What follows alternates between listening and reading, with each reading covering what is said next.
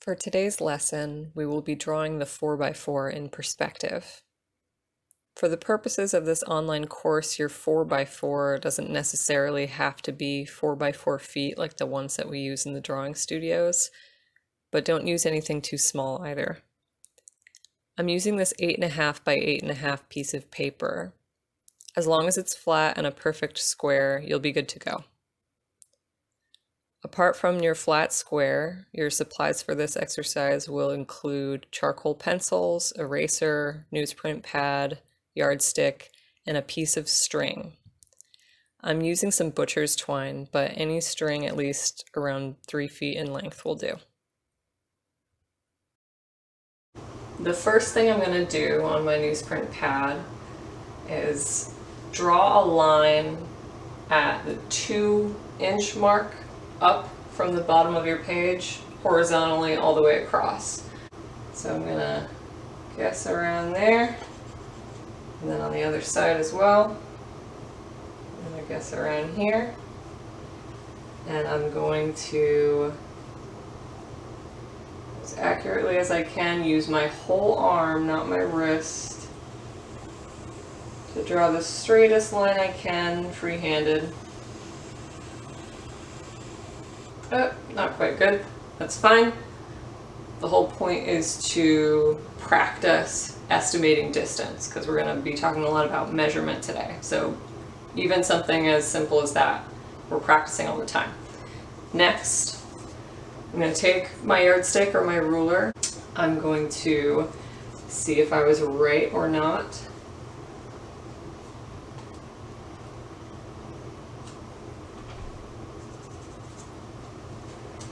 Very close.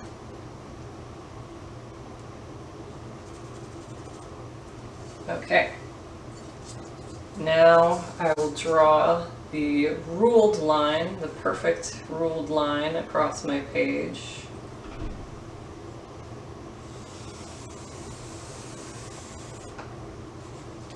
Okay, so why did I do that? It's good to have this little border in the bottom so that you're not drawing with your hand in the tray of your easel or way down at the bottom of your paper. It gets a little awkward to kind of turn your wrist to articulate down here. So we need this gap. If you have the small newsprint like me, do 2 inches. If you have the larger newsprint pad, do 4 instead. Okay, so now we have our bottom line.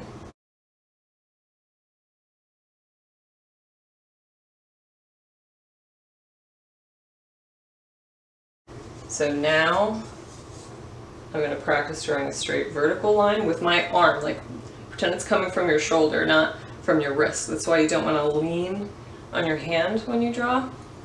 So holding it like this.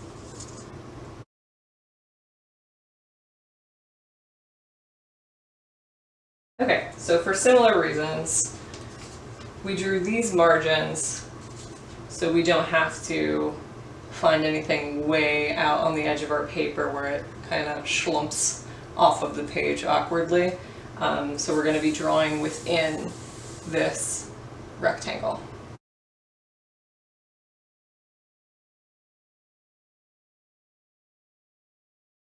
I'm going to ask the question, how many times does the height of the 4x4 fit in the width of the 4x4?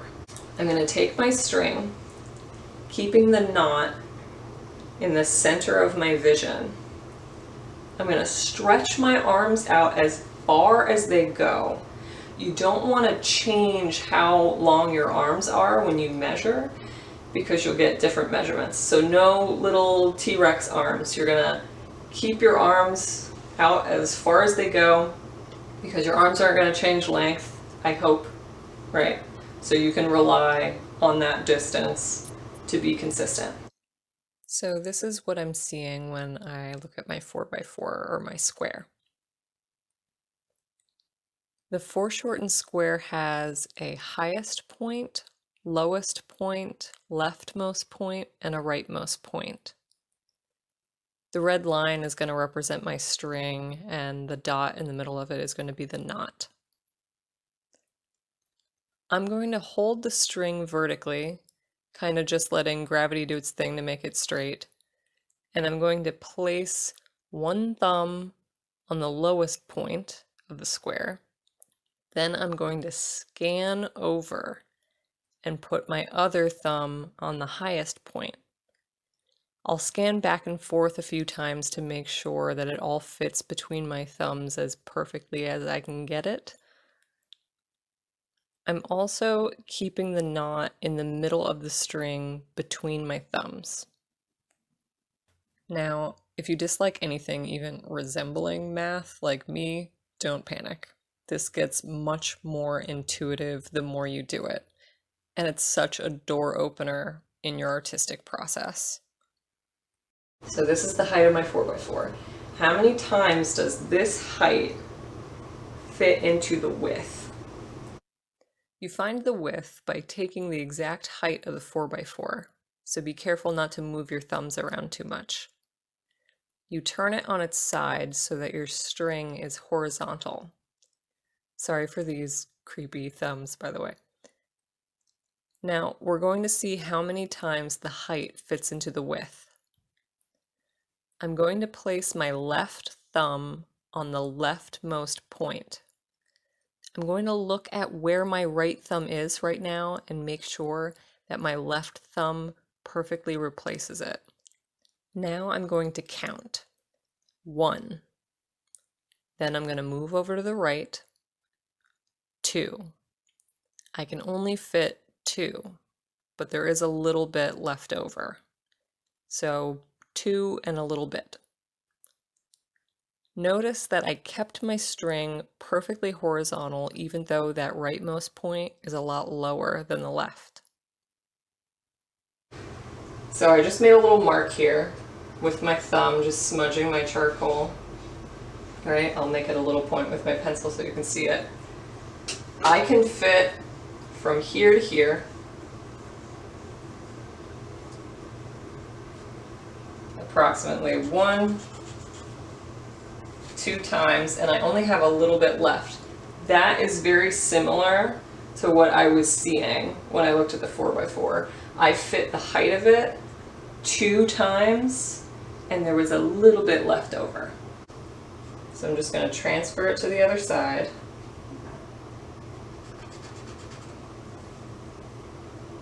Nifty.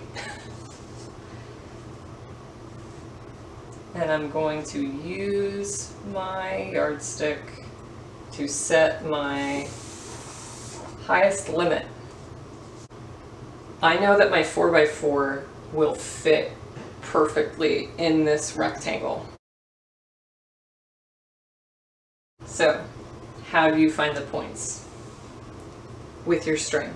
The first point that I'm going to find is the lowest point. The lowest point will be drawn somewhere on the lowest line of the rectangle. To find the lowest point, I'm going to keep my arms stretched out all the way. I'm going to put my left thumb on the leftmost point. I'm going to scan down, put my right thumb on the rightmost point so I get the entire width. I'll scan back and forth to make sure it all fits perfectly in my viewfinder. I'm keeping the knot at the midway point between my thumbs. Now I'm going to scan down perfectly straight and see where the lowest point hits on my string. This is where the middle knot comes in handy. It looks like the lowest point hits my string about 1/4 of the way. The knot makes this really easy to see. So on this line, what's 1/4 of this line? Well, I have the middle, right? So I'm going to take the middle and say, where's the middle of that middle, right? I'd say that's about 1/4 of the way through this entire line. The highest point is found the same way. I take the width of the 4x4 and then I scan up to see where the highest point hits my string.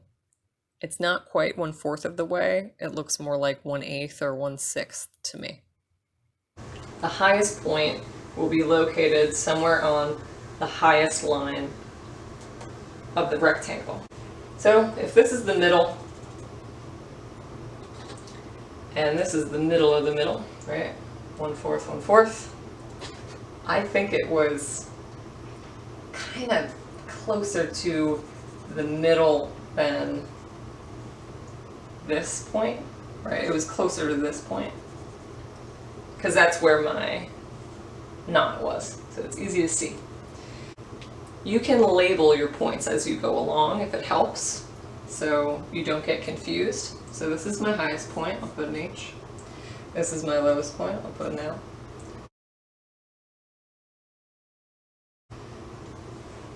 Now I have to find my left and my rightmost points.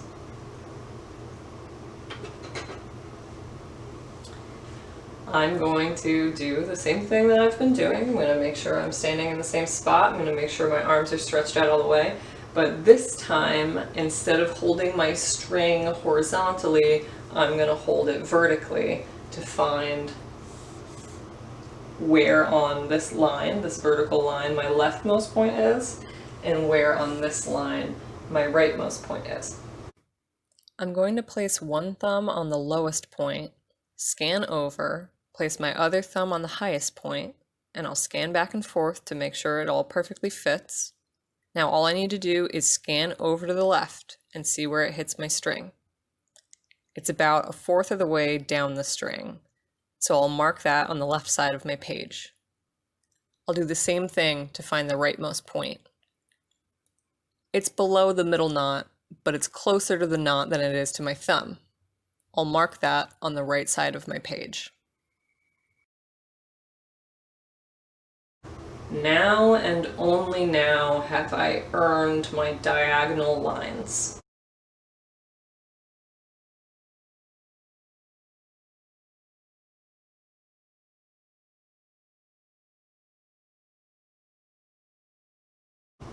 I've remeasured my lowest point because it looked a little off.